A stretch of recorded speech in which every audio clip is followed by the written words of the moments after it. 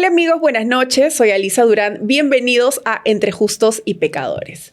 Hoy vamos a conversar con una invitada que nos acompaña, una invitada de lujo, además una mujer de derecho, la doctora Gladys Echaíz Ramos, a quien le damos la bienvenida. Muchas gracias por la invitación. Encantada de estar con ustedes y a tu disposición. Doctora, hemos estado leyendo un poco de su hoja de vida respecto a su carrera como profesional, como mujer de derecho. Usted fue fiscal suprema, ha pasado por varias áreas en la fiscalía, ¿no? Ha sido presidenta además también de la Academia de la Magistratura, representante del Ministerio Público ante el Jurado Nacional de Elecciones y finalmente fue también fiscal de la Nación. ¿Cómo usted recoge la experiencia en este campo de la justicia? Bueno, soy abogada de profesión, ¿no? Ejercí la profesión de manera independiente por más o menos unos 10 años. Y ya en ese tiempo los temas de la justicia también se manifestaban, un poco por la lentitud, por los amicalismos. En esos tiempos que yo empezaba, me inicié como abogada en los años 70. Se habían producido muchos cambios políticos a raíz del Velascato, pero la situación seguía siendo la misma, ¿no? Solamente cambiaban personas. Y era muy crítica, ¿no?, de la actuación de los jueces. En ese tiempo no había fiscalía, el fiscal era parte del Poder Judicial. No era independiente. Un momento dije, nosotros podemos criticar cuando estamos delante del escritorio. ¿Cómo será estar detrás del escritorio? Ya con 10 años de experiencia en un ejercicio duro y fuerte, en el ejercicio de la profesión, me decidí a postular, más aún si ya había sido un poco inquietada, porque en las cortes al abogado lo invitan anualmente para ser juez suplente, para estar en las relatorías, para estar en la defensa de oficio. Y bueno, ya se le va cogiendo un poco el amor al cargo, el compromiso, la responsabilidad. Entonces decidí ingresar a una de las instituciones ya en los años 82. Ya se había creado el Ministerio Público, era una institución nueva, comenzaba con mucho brío, había ¿qué te puedo decir?, un ánimo y además entusiasmo y expectativa por el cambio y la mejora en el sistema de la administración de justicia. Así es que tuve la suerte de que me incorporen al Ministerio Público como provisional, que la mayoría eran provisionales. Usted fue presidenta de la Comisión Especial de Implementación del Código Procesal Penal en el Ministerio Público. Ya en los años 2004, me sé que se da más adelante código, todavía. Claro. Pero tuve que pasar por muchas instancias, prácticamente fui una fiscal de carrera. Antes había estado en el Poder Judicial, en un juzgado de menores, como le decía, ya ejerciendo un poco la función jurisdiccional. Estuve 8 años como fiscal provisional, 4 años en civil, 4 años en penal acá en Lima, y siempre estaba postulando para alcanzar el titularato. Pero nunca tuve suerte porque, para variar, siempre las designaciones eran políticas. La designación la decía el presidente de la República y, bueno, siempre el adepto, el amigo, el conocido, el cercano. El amiguismo siempre ha primado. Y la identificación política, ¿no? Siempre salían beneficiados. Aunque siempre estuve en las ternas, siempre tuve propuesta, pero no lo logré hasta, el año 90. Después de haber pasado varios años como provincial, fui nombrada titular como fiscal adjunta suprema en lo civil. Mm. Y ahí empiezo como titular, estuve unos 10 años, pero en esos 10 años, indudablemente, como trabajaba al lado de los supremos, siempre nos convocaban para hacer trabajos de gestión, análisis, evaluación de las situaciones, de la realidad nacional, de los pronósticos del delito, cómo avanzaba, las nuevas fórmulas. Y había que estar estudiando bastante estos temas que me ayudaron mucho a seguir avanzando y sobre todo despertaron en mí la preocupación por investigar estos temas. Ya cumplido los 10 años exactos, y miren que yo había venido de postular 3, 4, 5 veces y no lograba el nombramiento, y la primera para el Poder Judicial, y la primera vez que postulo para el Ministerio Público logro el nombramiento. La ley exige 10 años en el cargo de superior o adjunto supremo para poder postular a supremo y tener 50 años de edad en ese tiempo. Ahora ya se modificó la Constitución. Cumplidos los 10 años y la edad requerida, postulé al cargo. Y a la primera que postulé, fui nombrada. No sé cómo, pero... Ya toda la experiencia y la sabiduría que ha adquirido, sí, pues. ya había adquirido experiencia, había aprendido mucho más, me había esforzado porque, mira, en esos tiempos ser mujer era un problema. Generalmente había preferencia por los varones. Y las mujeres teníamos que estudiar doblemente para poder salir airosas de esos exámenes que eran tan difíciles, a pesar que era una sola entrevista. Y eso le iba a preguntar, si los exámenes eran los mismos para todos, ¿cómo es que la condición de mujer podía influir ahí en el resultado? Porque era una entrevista oral. Okay. 7 personas, 7 profesionales de distintas especialidades, y cada cual te hacía una pregunta según su especialidad. Y te podían preguntar doctrina, te podían preguntar sobre leyes, te podían preguntar sobre normas, digamos, sobre los costumbres, sobre los usos, y de cualquier materia. O sea que tú tenías que ir conociendo casi todo. Y nosotros sentíamos que a las mujeres se nos preguntaba siempre un poco más difícil, pero nos preparábamos para eso. Al menos en mi caso siempre logré estar en ternas y finalmente conseguí el titularato. ¿Y no ha necesitado paridad ni alternancia para ello? No. En igualdad de condiciones. Eso sí que podemos decir las mujeres de mi generación, y creo que hasta ahora en el sistema, ¿no? No hay alternancia ni nada. Ahí el que sabe, sabe, el que no sabe, no sabe. O si tiene la suerte de que le vengo cosas que conoce, ¿no? Fui nombrada fiscal suprema y en el año 90 y continué en la carrera. Estando como suprema es cuando fui designada como representante del Ministerio Público ante el Jurado Nacional de Elecciones. Pero solo estuve 7 meses, porque no había nada que aportar, nada que te quisiera crecer profesionalmente. Así es que renuncié, regresé a mi institución, porque además solamente habíamos 3 miembros de la institución y se demandaba la presencia de todos para poder seguir avanzando. Uh-huh. Regresé en el 2007, pasé al área civil. Yo estuve en el área penal inicialmente, luego pasé al área civil, y estando en el área civil, bueno, fui seleccionada por mis colegas por aclamación para ser fiscal de la Nación en el año 2008, del 2008 al 2010. Uh-huh. Ya anteriormente había tenido responsabilidades de representación institucional por encargatura, designación de la fiscal de la Nación en distintos lugares fuera del país, ¿no? Así que eso también me había ayudado a ir un poco creciendo profesionalmente. Estudié un poco sobre gestión en ESAN, me ayudó mucho en el desempeño del cargo de fiscal de la Nación.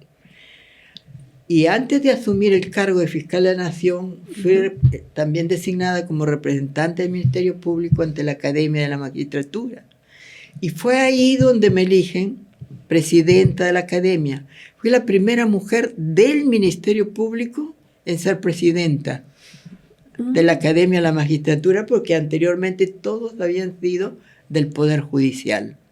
Y tuve esa suerte, o por lo menos la confianza de mis colegas, de darme esa encargatura.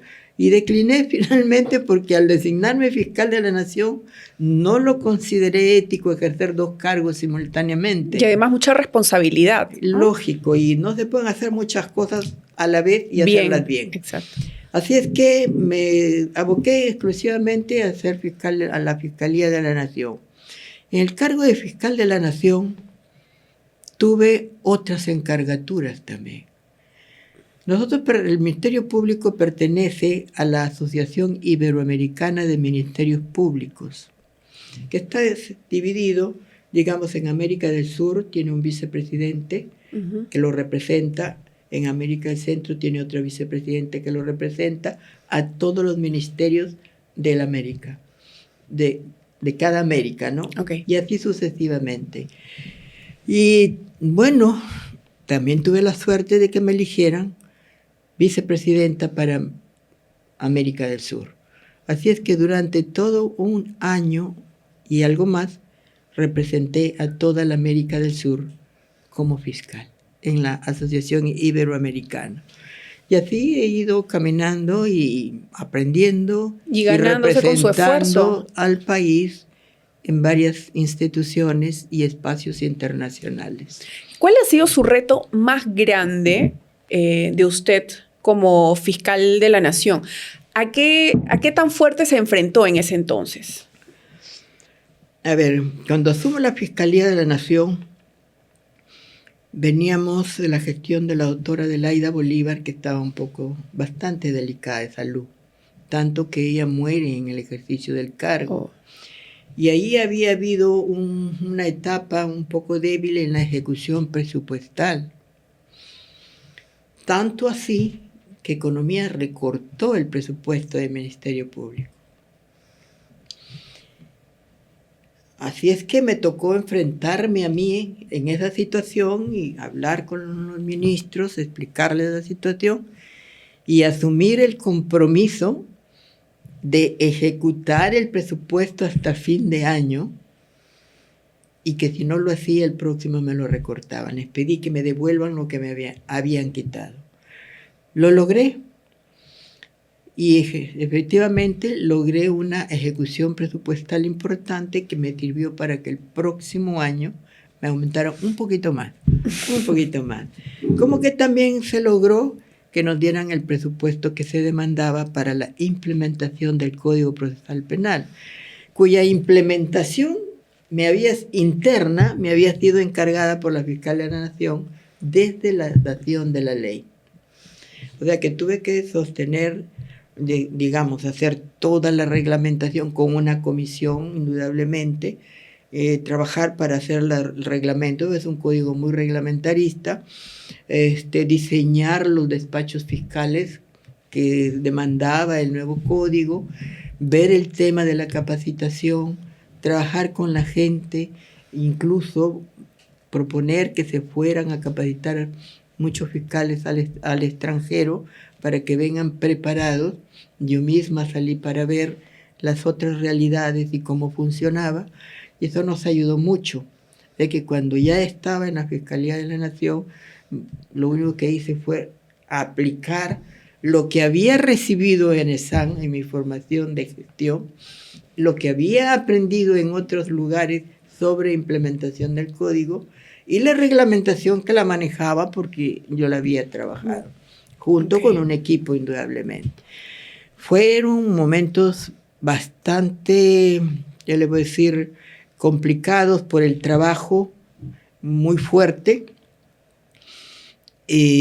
Además, yo encontré una institución donde habían familias enteras trabajando, comencé a tratar de reorganizar eso para que la ley se cumpla, que no haya nepotismo, que no haya incompatibilidades. Eso se logró. Encontramos, por ejemplo, que no estaban saneados los inmuebles del ministerio. Muchas irregularidades. Digamos, omisiones que se habían dado por el tiempo, porque el ministerio es muy del día, que salen las situaciones y el trabajo es abundante. Pero cuando usted sabe elegir a sus gerentes, se le facilita el trabajo. Todo el sistema se ordena. En un año logramos sanear todo eso, regularizar las deudas pendientes a las personas que habían alquilado sin tener título de propiedad. Pero en fin, fue un reto que, bueno, Dios me puso y que a Dios gracias, con la ayuda de la plana gerencial logramos salir adelante. Además que implementamos un programa de prevención estratégica del delito que nos dio muy buenos resultados. En las zonas en las que se comenzó a trabajar en unión de algunos policías, porque no con la Policía Nacional, sino de algunos policías que de manera individual quisieron participar, logramos reducir el tema en ese momento vigente y problemático de las pandillas que habían en Lima Sur, muchas muertes, lesiones, violencia, intranquilidad, zozobra en la vecindad. Logramos trabajarlo, incorporar a la comunidad en el trabajo de la reducción de la delincuencia y también a recibir información de dónde y cuándo se producían algunos tipos de delitos, donde los fiscales luego iban y ejercían su autoridad, ¿no? Y su función. Eso fue también otro programa importante que nos permitió obtener un poco más de presupuesto para trabajar, porque se demostró de que reduciendo la delincuencia le habíamos ahorrado al Estado una cantidad importante de dinero y además se había reducido el número de las víctimas. Se implementó el observatorio del feminicidio, había un observatorio pero que tenía otras finalidades, lo redireccioné, así es que fuimos monitoreando el tema del feminicidio, los homicidios en tal zona, ubicando los puntos calientes donde había que incidir. O sea, fue un trabajo laborioso, un reto muy grande, pero como les digo, tenía un buen equipo de trabajo, no éramos muchos, pero soy creyente de las administraciones planas. Cuanto menos gente, mejor se trabaja. Hay mayor control, además, ¿no? Y así conoce personalmente. Si tengo la persona indicada que sabe lo que se quiere, que sabe cuál es la visión institucional y las metas y los objetivos, está bien. Por primera vez implementamos un presupuesto por resultados y demostramos los resultados que se buscaban. ¿Qué es como debería funcionar el Congreso, digamos, ahora? Bueno, lógico, pero bueno, ahí el tema ya es de otra manera, un poco más político. Y los ministerios también. El ministerio más fácil, ¿no? Luego, ¿qué le puedo decir? La propia implementación del Código Procesal Penal fue muy complicado. Siempre se estaba postergando, no hay dinero, no hay dinero, no hay dinero. La sociedad civil consideraba que no era el momento, que había que postergarlo. Asistimos a muchas reuniones y se demostró que, bueno, había decisión, había voluntad, la institución se había preparado e incluso ya habíamos documentado en un libro todos los pasos a seguir. Un manual de la implementación. Prácticamente era como un manual, y manuales había cantidad, ¿no? Y también se logró comprar mucha tecnología, muchos instrumentos para medicina legal y nos convertimos en el primer, digamos, departamento de criminalística más tecnificado de América del Sur. Ah, mire. En ese entonces. ¿Ese es en el año? Entre el 2008 y el 2010. Todos los logros que usted me está narrando ahorita solo son ¿En 2 años? En 3 años. En 3 años. En 3 años. Se logró todo eso.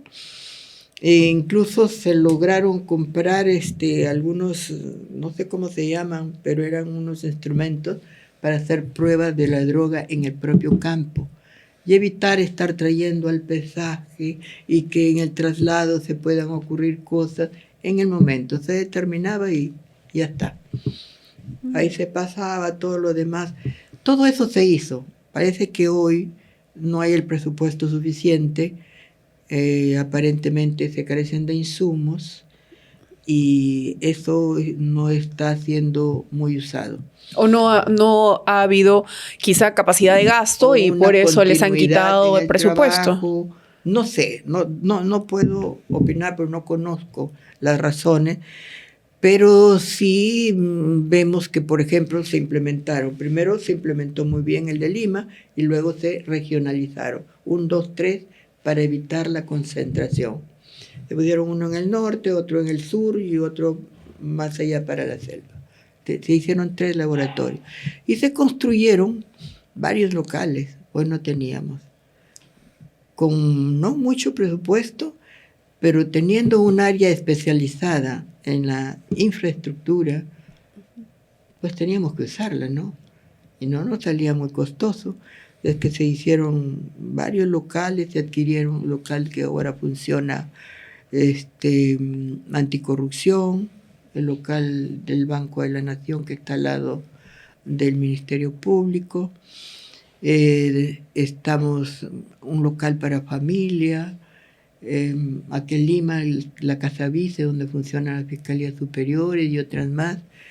Se hizo el local de ICA, en Juliaca se hizo otro local, se avanzó uno en Amazonas, avanzó casi hasta lo máximo de Piura que se había comenzado, pero había un problema, se había parado, porque unos cableados de luz pasaban por el centro. Así es que se hizo la gestión administrativa, se movió esos cables para el centro de la calle y se continuó con la construcción. O sea, se avanzaron muchas cosas en esos 3 años. Pero yo, gracias a Dios, tuve el apoyo de buenos administrativos que ayudaron al trabajo. Pero lógico que ellos sabían a dónde se iba, qué es lo que se quería, qué es lo que se necesitaba. Y no creo que a los fiscales les haya faltado papel, tinta, lápiz o lo que necesitaron para trabajar. De eso sí me siento contenta.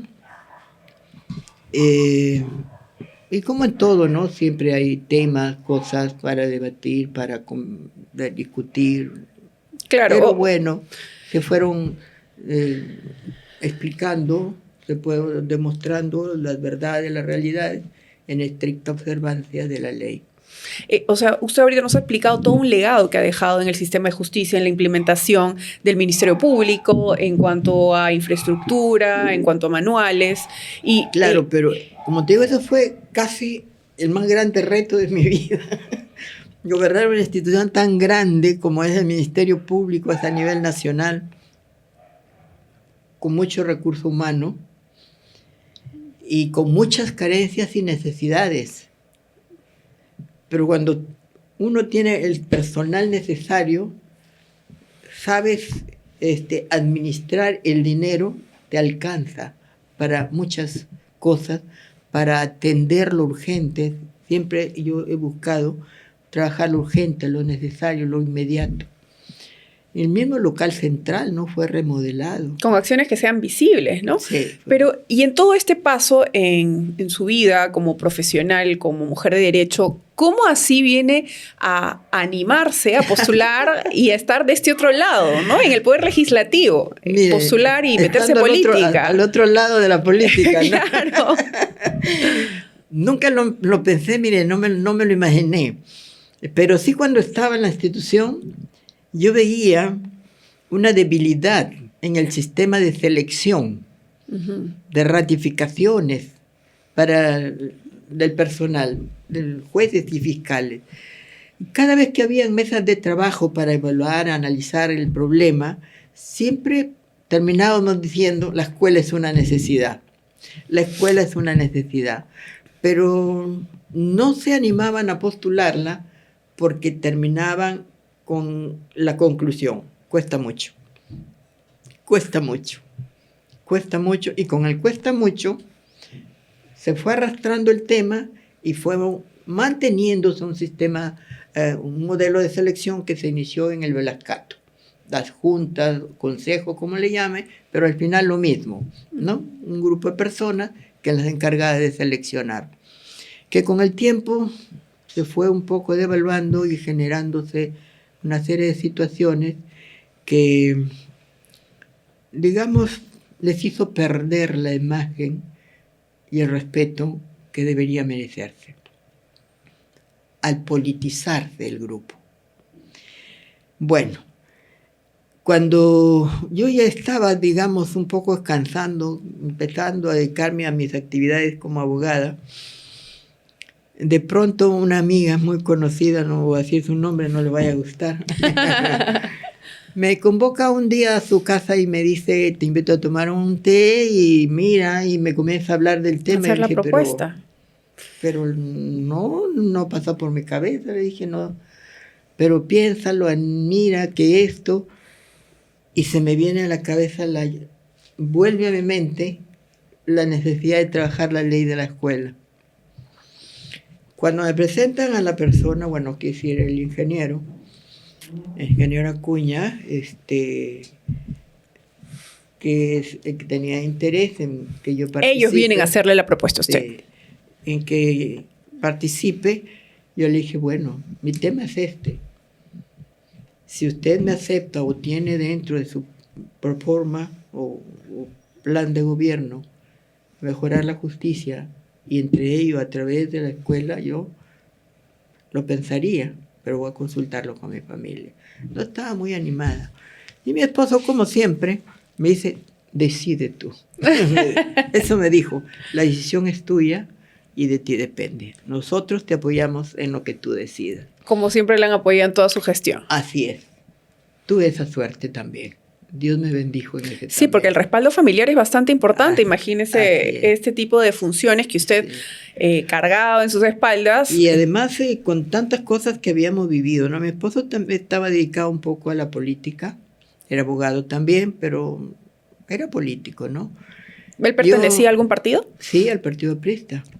Que fue, mira, una cruz que me persiguió como cruz toda la vida. Porque cada vez que querían incomodarme, decían, la mujer de la Aprista. La mujer de la Aprista. Bastante machista el comentario. Sí, es que ese San Benito lo hemos cargado las mujeres, en mi caso, por ser la esposa de, y otras por ser la esposa, o por ser la hija, o por ser el pariente. Hasta que un día que me incomodé y me molesté y le dije, claro, porque las mujeres somos la corbata del esposo, porque no pensamos, porque no somos capaces de, y me lo decía una mujer cuando me preguntó. Y yo le dije, y seguramente cuando tú me lo preguntas, estás aquí leyendo lo que te habrá dado tu padre, tu hermano, tu novio, tu pareja, porque según tú las mujeres no tenemos capacidad para pensar, analizar, o tomar o emitir opiniones. Bueno, creo que esa vez me dejaron un poco en paz.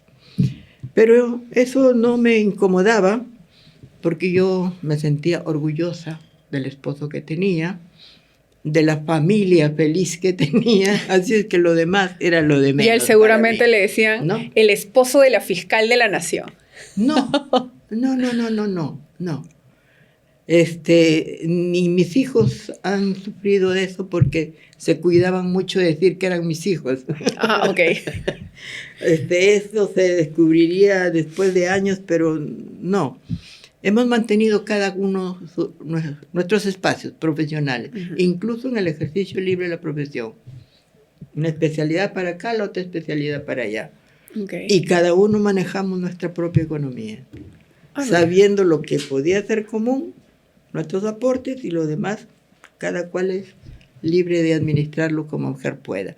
Pero en fin, esas son las cosas que, bueno, yo he podido vivir, y también malos momentos, porque en el tiempo del terrorismo fuimos objeto de muchos ataques.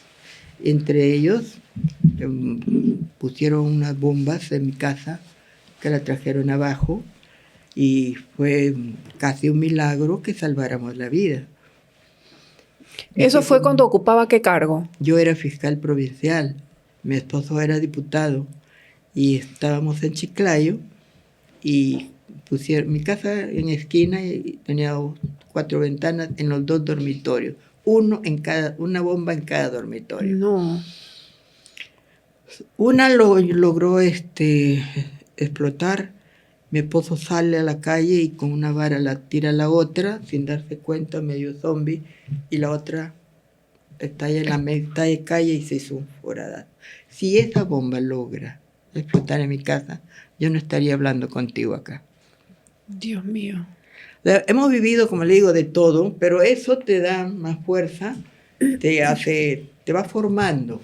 Y además, mucho más coraje para poder combatir la criminalidad. No, eso tú lo aprendes. Mira, como fiscal provincial, tú tienes un aprendizaje y un moldeamiento, digamos así, porque te vas volviendo fuerte, vas enfrentando las cosas, porque imagínate estar frente a un terrorista en el momento en que lo capturaban. Violentos.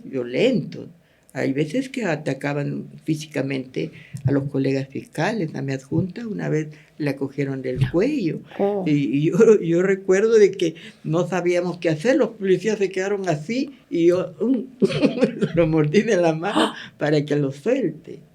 O sea, hemos vivido, son cosas, experiencias que nos ayudaron a ser más fuertes. Y a poder forjar también el carácter. El carácter, ¿no? Y a enfrentarnos con serenidad, pero siempre de una manera objetiva, imparcial. Nunca se generó en nosotros un sentimiento de amor ni de odio. Seguimos trabajando y bueno, la vida nos fue llevando. De ahí otras cosas ahorita que no me acuerdo, pero entonces, cada cosa ha sido un reto en la vida. Hasta ahora. Hasta ahora son retos, ¿no? Porque imagínate, yo no imaginé. Ahora se encuentra en la arena política, entonces todo un reto también. Y en un momento bien difícil. Bien crítico. Bien difícil, pero que lo considero una oportunidad para los que gobiernan. Porque justo cuando se producen estas situaciones de desencuentro, de desconfianza, de debilidad institucional, son oportunidades como para volver a reconstruir las cosas o a volverlas a levantar sobre bases y cimientos sólidos. Yo todas las cosas las veo como oportunidades. Sí es un problema, pero es una oportunidad. Tiene que ser una oportunidad. Pero hay que saberla tomar y hay que saber tomar decisiones. Bueno, y eso es lo que me sirvió a mí en la vida. Cuando yo llegué a fiscal de la Nación, yo ya venía formada y mira, con un carácter casi templado y sin temor a enfrentarme a cualquier cosa y sin perder la serenidad. Sobre todo eso. Entonces usted decide postular por el partido del ingeniero César Acuña, por APP, y luego decide retirarse de la bancada. Es que comprenderás que tengo una formación de magistrado, donde yo veo las cosas y digo, esto es así. Okay. ¿No? Y si te dicen, sí es así, pero vamos a votar así, como que tú dices, pero ¿cómo? Claro. Y se te producen esos desfases y también hay ciertas modalidades, usos y costumbres políticos dentro de los partidos políticos que nunca me las contaron, porque si no, seguramente ya no acepto. Y ahí vino una especie de desencuentro. Yo venía como independiente y no admitía que me impusieran cosas que estaban contra lo que yo creía, pensaba, cómo debían hacer las cosas. Fiel a sus principios, entonces. Cuando ya se convierte esto en casi una imposición y si te van a levantar la voz, hasta ahí nomás. Okay. ¿No? Hasta ahí nomás. Así es que, por lo sano, mejor me adecuo en otro lugar donde piensan o actúan o se respeta la decisión de las personas, donde sí hay una democracia, que efectivamente las mayorías pueden decidirlo, pero aquí hay momentos en que te dice, este es un tema complicado y queda a la voluntad de cada cual y votar conforme a su conciencia. Perfecto, yo me adecuo ahí. Pero no que me diga, aquí verde, acá rojo, acá amarillo. Oye, ¿yo qué soy? Claro, ¿cuáles serían los lineamientos entonces, No, y no? yo como persona, ¿qué soy? ¿Qué es lo que piensa usted Entonces, si hay personalmente? alguien que me va a manejar, no pues. Como te digo, venía de toda una formación y además de haber Sí, dirigido una bastante institución y me sentí un poco, o sea, desautorizada, digamos. no me sentía ya como parte de un grupo, porque yo tenía otros usos, otras costumbres, otra forma de actuar y de ver las cosas. Yo no pienso en función de un grupo o de un interés, ni mío, ni de amigos. Pienso en lo que a mi país le interesa. O sea, no en la necesidad de una bancada o un partido político, sino no necesariamente. Con la finalidad por la que usted entró a la política, ¿no? Puedo aportar experiencia, puedo decir lo que yo sé es esto, lo que a mí me parece es esto, lo que yo veo es esto. Creo que debemos ir por acá, creo que podemos hacerlo de allá. Hay la experiencia de acá, hay la experiencia de allá. Y de acuerdo a nuestra realidad, podríamos, no sé, brindar esta solución. Lo sugiero, ¿no? Okay. Para y llegar a un evaluarlo, acuerdo. analizarlo, por quienes tienen una visión política mucho más amplia que la que puede llevar uno que nunca estuvo en estas arenas. Así es que, por lo sano, soy amiga del ingeniero, pero decidí ir a otra bancada donde no me ponían condiciones. Ok. Y decidió irse a Renovación Popular. A Renovación y finalmente, bueno, no sé qué pasó ahí. De repente se abrió el tema, se inscribió otra lista, otra bancada con el mismo nombre y con determinados nombres del grupo. Con parte del los demás nombres los dejaron en el aire. O sea, nos sacaron olímpicamente. Okay. Así de la noche a la mañana, con sorpresa, y no sabíamos por qué ni cómo. ¿Y qué es lo que dijo el presidente del partido en ese entonces? No, él avaló eso. Bajo su anuencia, su aval, se llevó a cabo estas cosas y a mí me pareció extraño, ¿no? Bueno, yo no pertenezco a la Renovación, al partido, pero sí a la bancada. Los otros miembros sí eran parte del partido. Y se sintieron pues un poco mal y lógico, claro, con un naturalmente. respeto hacia sí mismos renunciaron. Bueno, creo que eran temas de cargos. Hay un grupo que quería la vocería, hay otros que querían tener representaciones. Pero mira, el poder no lo dan los cargos, al menos es lo que yo creo. El poder lo da la autoridad moral. Tú puedes tener 1000 cargos, y creo que tenemos miles de ejemplos acá, ¿no? Sí. Hay gente que nunca ha tenido un cargo en la historia, pero cómo han tenido tanto poder y han influido tanto en el país, y hasta casi han gobernado. ¿De quién, por ejemplo, estaríamos hablando? Por ejemplo, Aya de la Torre. El señor, al final de su vida, tuvo la constituyente. Pero en los demás años,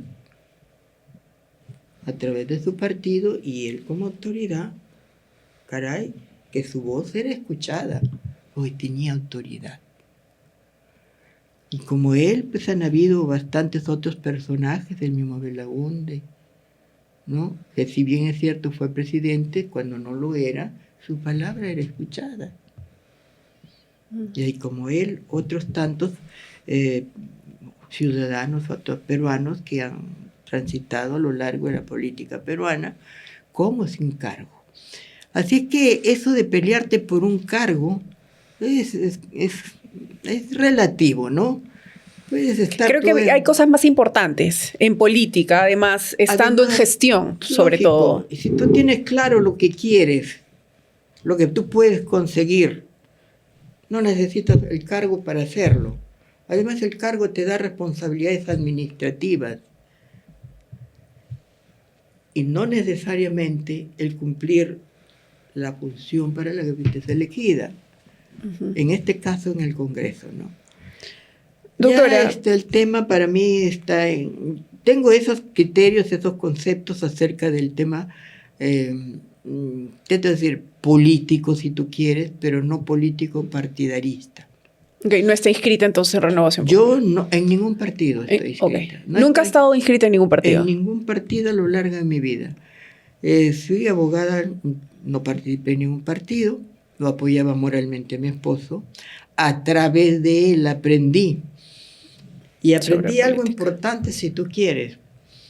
Aprendí a soportar la crítica. Porque al político lo critican mucho. Mi esposo fue alcalde de Chiclayo, por un tiempo luego fue congresista. Y bueno, pues el día a día y yo, ¿no? Claro, como que me los ataques, los cuestionamientos. Y siempre me decía, tienes que aprender a ser esposa de político. Hasta que, bueno, fui aprendiendo y administrando las cosas y a entender que efectivamente las personas a veces reclaman con o sin conocimiento de las cosas. Y lo que hay que hacer es explicar para que se entienda, conversar y sobre todo hablar con la verdad. Y así yo vi que el respeto que se ganó él, a pesar de que después no tuvo cargo alguno, pero que fue muy querido y respetado en nuestro pueblo, que es Lambayeque y Chiclayo, donde vivíamos finalmente. Yo provengo de un distrito donde nací, que es Motupe, ahí estudié mi primaria, y luego venimos a Chiclayo, donde estudié mi secundaria y la universidad también. Y ahora finalmente en el Congreso usted está empujando una propuesta, ¿no?, sobre la Academia de la Magistratura, que es digamos, uno de sus motivos por los que usted se ha metido ahorita en política, ¿no? Cuéntenos acerca de eso. Fue la razón por la que me animé a entrar a la política. Y que para algunos, supuestamente, ese es un proyecto que se ha presentado en razón del persona. Eso es, bueno, no conocer un poco la trayectoria de la gente que va al Congreso. O en todo caso hablar porque les mueven alguna ideología, algunas simpatías o antipatías. Pero eso a mí, como te digo, aprendí a administrar eso. Y no me preocupa. Ojalá que ese proyecto se logre, porque sería un buen apoyo. ¿Cuál es su objetivo con ese proyecto? La formación del magistrado.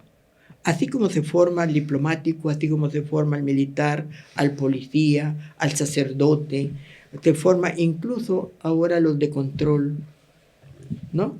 Así como se va formando el profesional para que tenga determinados conocimientos o nivel competencial, procedimientos, desarrollar habilidades, destrezas, actitudes, valores. Eso también necesita el magistrado. También los políticos. Ojalá hubiera una academia para políticos. Sí. Aunque hay. Falta. ¿No? Sí. Hay, creo que estudian, ¿cómo se llama? Hay una especialidad. Pero es opcional. ¿Sí? ¿No? Ah, bueno. Ya dentro les enseñan la materia, ¿no? Pero de ahí hasta que lo aprendan y lo apliquen, terminaron la gestión. Ahora, en estos casos, creo que el político, aparte de ser un estudioso y conocedor de la realidad de su país y de estudiar las teorías, la ciencia, lo que quiera, debe ser muy comprometido con las necesidades y los problemas de su pueblo, de tener mucha sensibilidad social. Vocación de servicio. Y ser un humanista. Sí. Y ser por lo menos justo en todo lo que trata de hacer. Uh-huh. No sé si eso ahora se dé, no lo sé. Lo que veo es una suma de números y de votos. Y no sé si se prioriza lo que es necesario, importante, urgente indispensable para solucionar problemas país, o sencillamente se busca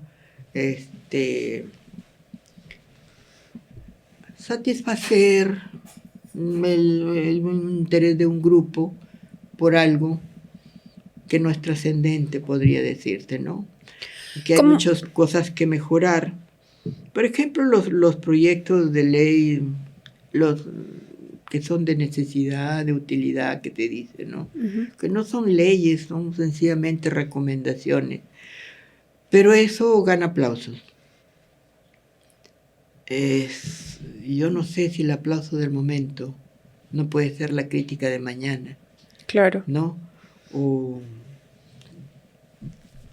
el descontento de la ciudadanía. De los mismos que se creían beneficiarios con esto. ¿Cómo se solventaría su propuesta en cuanto a la escuela? Mira, si tienes un presupuesto de la Junta Nacional de Justicia y uno de la Academia de la Magistratura, junta los dos presupuestos y si hace falta un poquito más, y salió. No hacer un tremendo gasto en inversión. Uh-huh. Poco a poco seguramente se va a ir ampliando esto, pero además, si los que ya estando dentro quieren llevar tipo maestrías, por ejemplo, capacitaciones, perfeccionamientos, bien pueden solventar esos gastos. Si pagan maestrías, pagan en las universidades, son más importantes por tener un cartón de maestría. ¿Por qué no lo pueden hacer si es que la escuela llega a captar a los mejores profesionales para que enseñen? ¿Por qué no?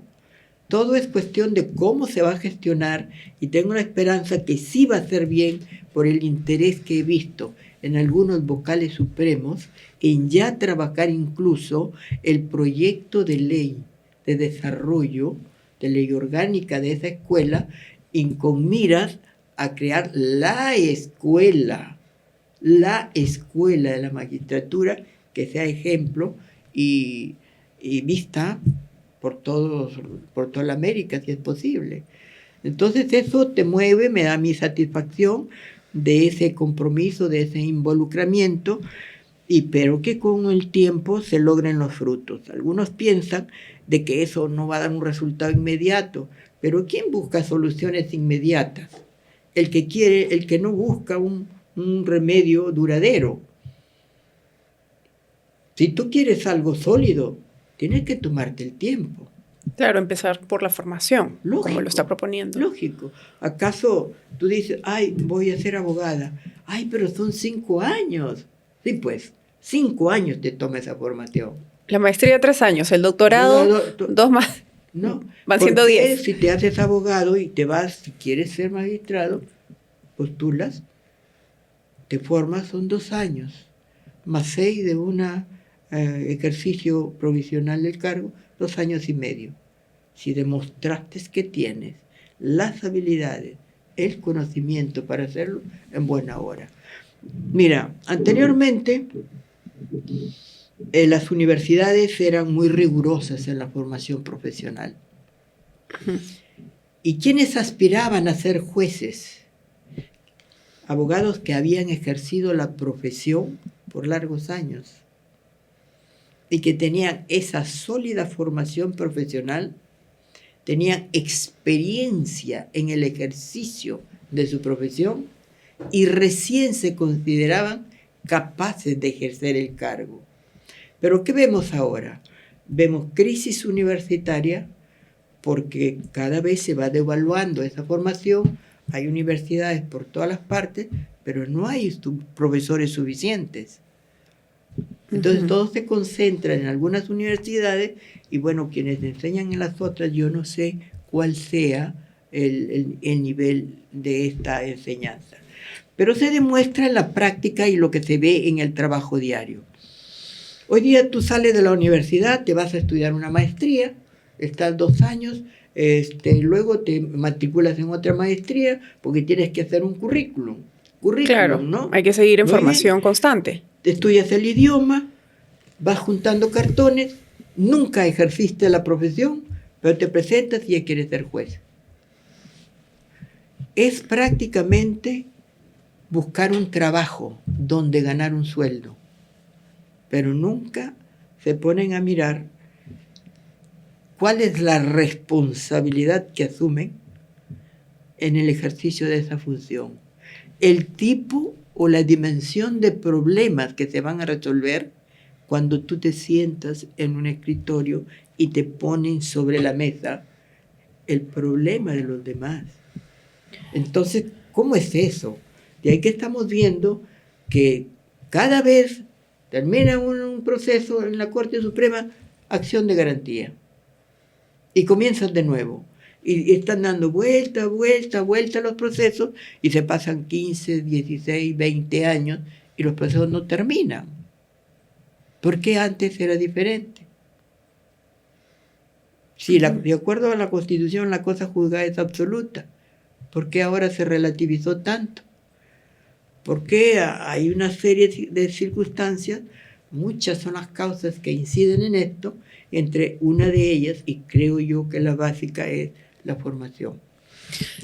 ¿Usted cree que en este conflicto competencial que hay entre el poder legislativo, ¿no? Porque se dice que viola la autonomía, ¿no? ¿Sería gratuito o hay ciertos grupos interesados externos que estén con nexos en el sistema de justicia que estarían pues direccionando este escenario, ¿no? Para que estratégicamente se puedan nombrar, digamos, jueces o fiscales a la medida?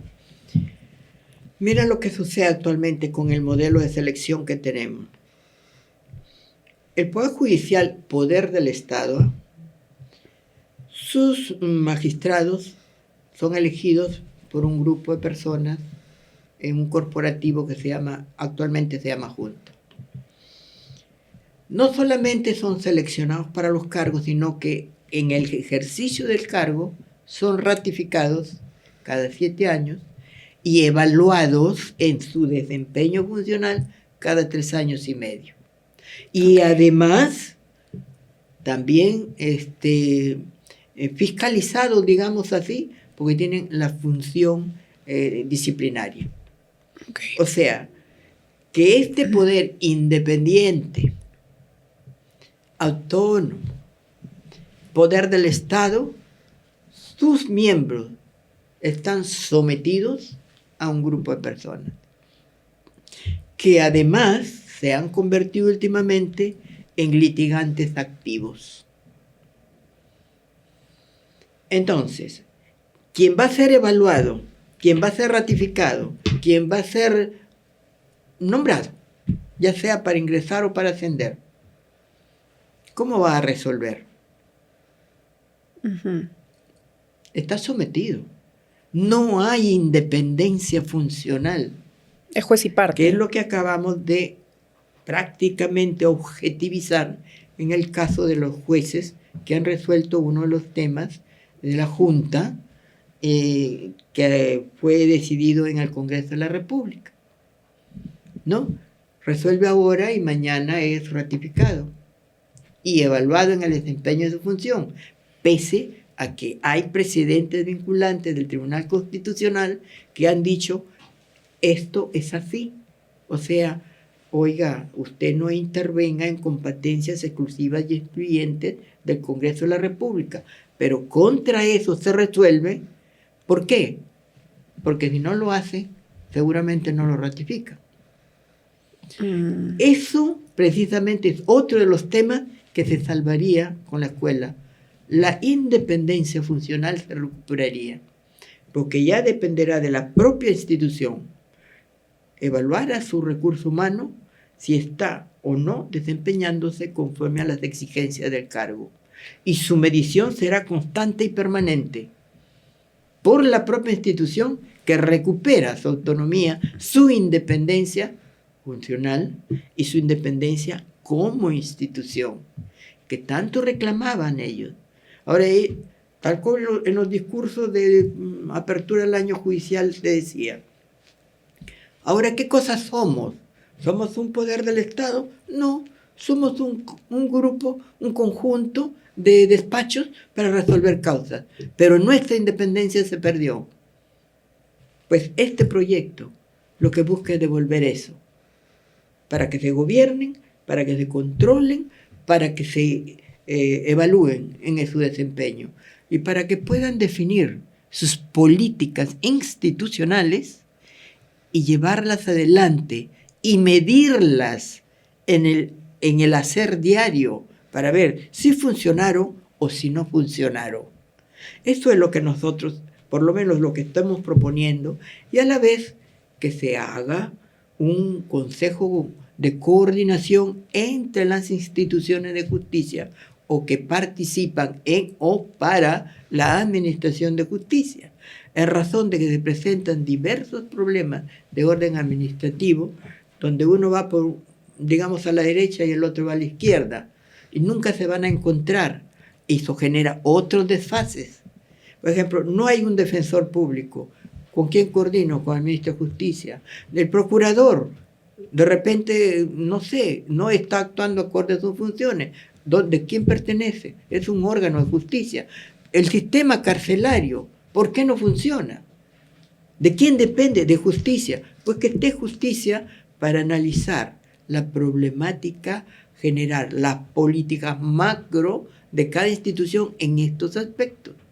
Y una vez que se determine cuáles son las causas que están generando disfunciones en el ejercicio funcional de todas, entonces superarlas, hacerle ver al que es responsable, que corrija, para poder equilibrar todo y caminar hacia el objetivo trazado. Y con una visión de largo alcance, yo creo que se puede ir mejorando, no solamente en el ejercicio funcional individual de cada juez, sino también como instituciones en su manejo, en la gestión de la misma, ¿no? Definitivamente tenemos más que ganar con esta propuesta que usted está empujando. Desde mi punto de vista, sí.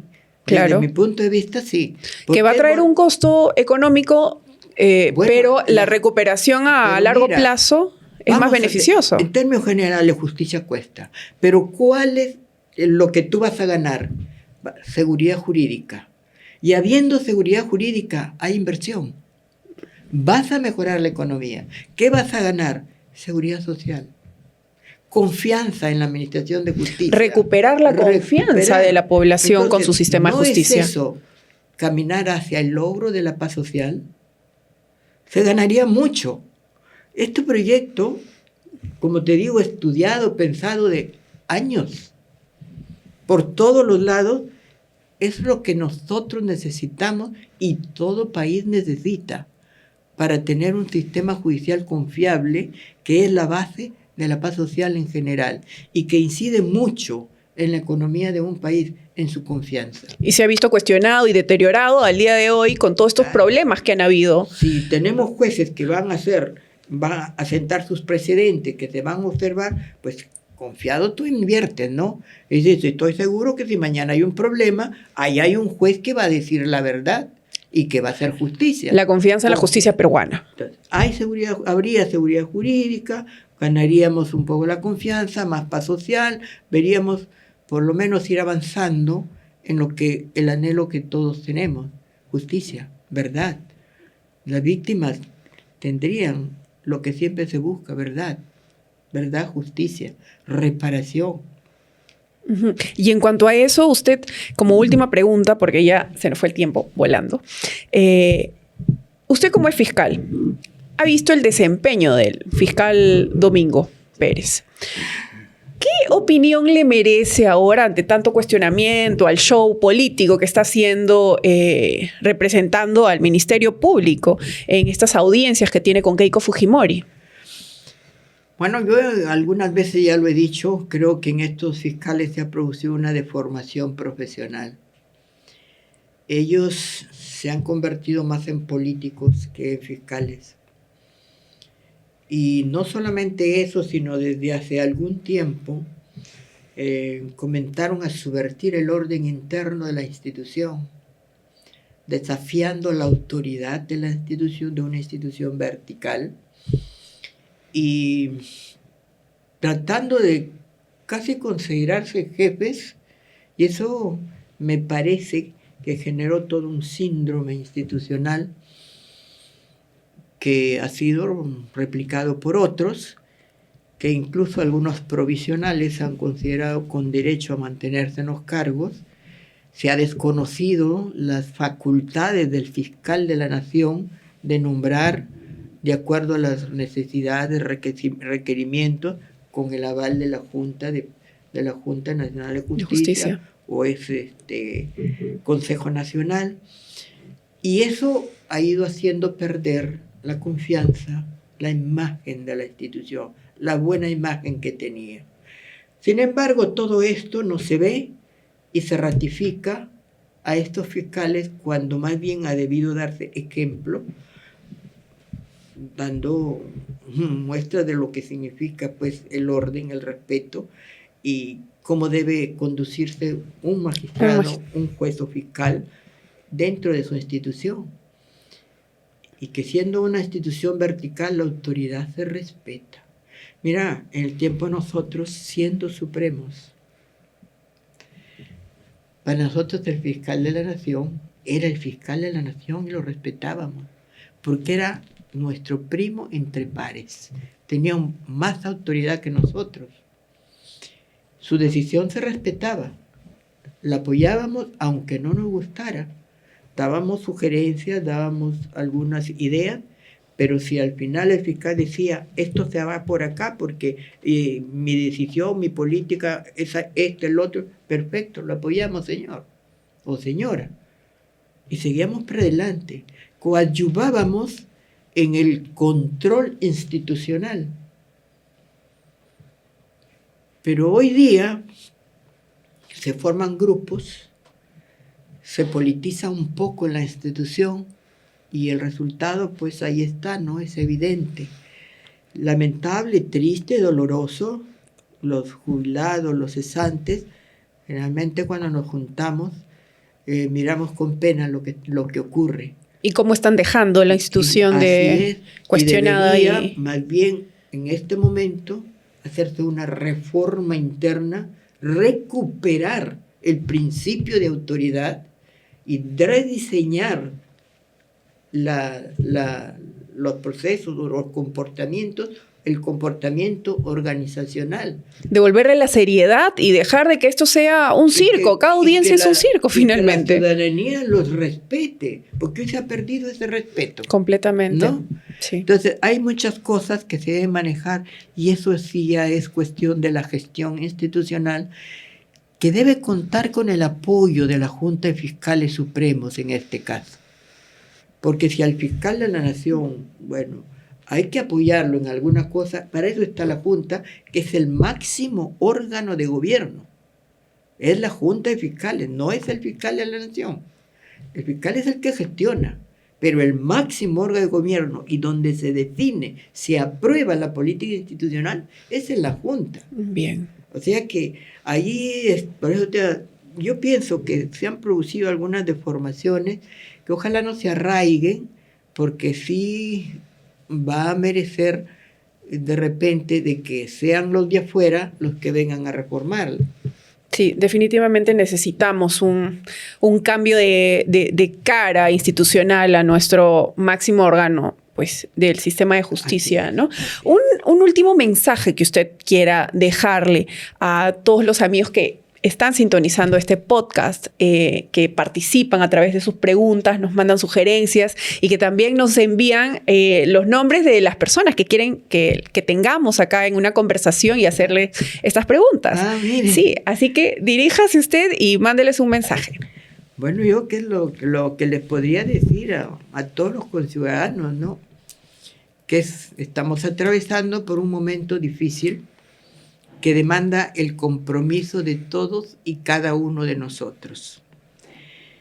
Desde el más chico hasta el más grande, que si queremos hacer patria, nos corresponde dar nuestra cuota de compromiso en la recomposición de la misma, que estamos perdiendo algunos valores y que es necesario recuperarlos. Y esto solamente puede ser a partir de la familia, a partir de la escuela, los profesores, dejarse de llegar a dictar la clase para volver a ser lo que antes fueron los segundos padres. y desde ahí complementar o reforzar los valores familiares. El Perú demanda ahora de todos sus hijos, y la unión de todos nosotros solo hará posible que volvamos a ser un país con una base moral sólida, de empuje y capaz de lograr los más grandes resultados. Muchas gracias por esas alentadoras palabras, doctora Gladys Echaíz. Yo le agradezco mucho por su tiempo, por haberse dirigido a nosotros. ¿Tiene intención de postular al Senado? Mira que no pertenezco a ningún partido. No sé si de pronto hay algún tema pendiente por hacer y alguien me invita, bueno, lo evaluaremos. Muchas gracias, doctora Echaíz. Gracias a todos por acompañarnos en este espacio. No se olviden de suscribirse a nuestros canales. Estamos en YouTube, Entre Justos y Pecadores, en Spotify y en las redes de Facebook a través de la plataforma de Punto de Encuentro. Nos vemos el siguiente martes. Que les vaya bien. Muchas gracias. Bendiciones.